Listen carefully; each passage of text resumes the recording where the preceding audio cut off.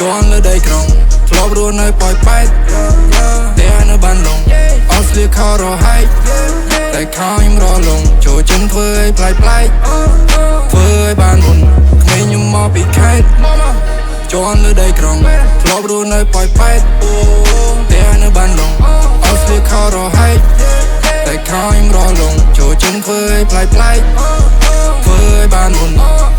នមុនគេទៅពេលខ្លាញ់ខ្ញុំដេកដល់ថ្ងៃចាំមិនលុយច្រកពេលទៅពេលនេះកំពុងដាច់យ៉ៃជិះម៉ូតូខុសគេក្រុងខ្ញុំគេហៅវាអាត្រៃពេលខ្លាញ់ខ្ញុំឈប់លឹងព្រោះខ្ញុំកំពុងសម័យទាំងថ្ងៃយើងសម័យទាំងថ្ងៃកប់ពេលទុនក្នុងហ្វូន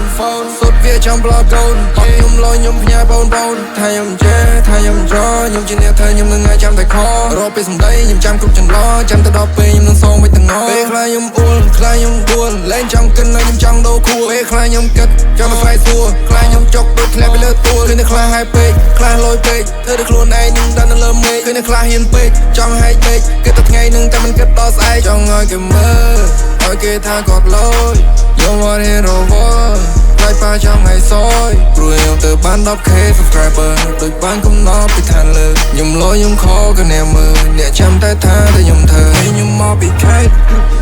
ជន់លើដីក្រុងធ្លាប់រស់នៅប៉ោយប៉ែតតែនៅបានឡង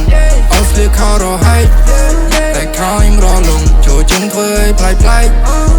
ធ្វើឲ្យបានមុនក្មេងខ្ញុំមកពីខេត្តជន់លើដីក្រុងធ្លាប់រស់នៅប៉ោយប៉ែត